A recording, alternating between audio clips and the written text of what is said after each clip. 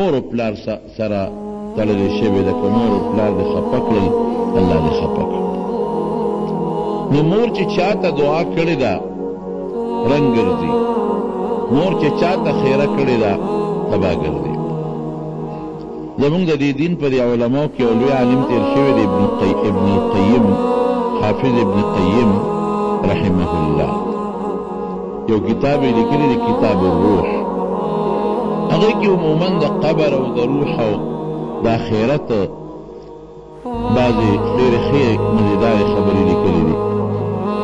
دې لیکي ده ابن القیم وایي چې زه یو علاقه کې روان وم او یو سفر، او بصره کې، بصره نن سبا د عراق په ښارونو کې یو ښار دی، بصره کې مې یو ځای کې دمه وکړه. هلته یو ګودر و، د هغه ګودر په غاړه یو کلي و، او هغه کلي سره یو مقبره وه. مونږ هلته کې دمه وکړه، وایي په مقبره کې یو قبر و چې د هغې نه د خرې اواز راوچتېده.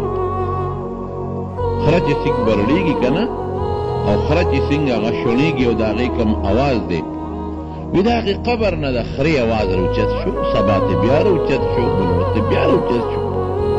ما وی دا چېرته دلته خره ده او دا خره چغې وایي. چې ما اندازه واخېسته نو هغه اواز په هغه مقبره کې خره او خرنو او دا اواز مې واورېده. وی دا کلي د خلکو نه مې تپوس وکړه چې دا څومره ورځ ده او دلته کې زه د خرې اواز اورم دې مقبره کې. ما خو دا ګمان وکړه چې ګنې دې مقبره کې به چېرته خره وي یا خره وی او به چغې وایي. نظر چې مې وکړه نو خره شته نه، خره شته نه، کوچاڼ شته. یا خلکو وخندل چې دا د اواز د دې قبر نه راوځي، او دا روزانه دا اواز د دې قبر نه راوځي. دا سړی مړی چې کله ښخ شوی دا اواز کېږي. نو چې دا ولې؟ وی دا یو ډېر بدبخته سړی و، او چې مور به یې کله هم خبرې کولې نو دی به مور ته په کنځلو شو او ورته به ویې لکه د خرې غوندې مه برړېږه. مور ته به یې وی لکه د خرې غوندې مه برړېږه. اوس هم بعضې خلک مور ته وایي خرې غوندې برړېږي، خر په شان برړېږي.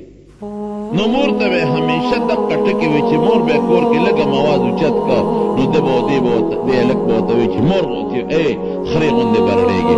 وایي بس دې چې کله مړ شوی دی مونږ ښخ کړی دی نو روزانه دقه اواز مونږ اورو، قبر نه یې راوچتېږي. ګوره دا اواز خو دا بار مخلوق اوري، خو معلومېږي دا چې الله په قبر کې هغه سره د خرې معامله اوس کوي. اوازونه چې کوي هسې نه کوي، خو دننه پې عذاب شروع دی، دننه پې د خدای قهر شروع دی. او مور ته چې په کوم سپک نظر کتلی دی او مور ته کومه سپکه خبره کړې ده، الله هم هغه سپکاوي ورته په قبر کې. مور عجیبه شی دی جي، مور چې درته خیره وکړه. حدیث پاک کې راځي نبی علیه السلام فرمایي یو څو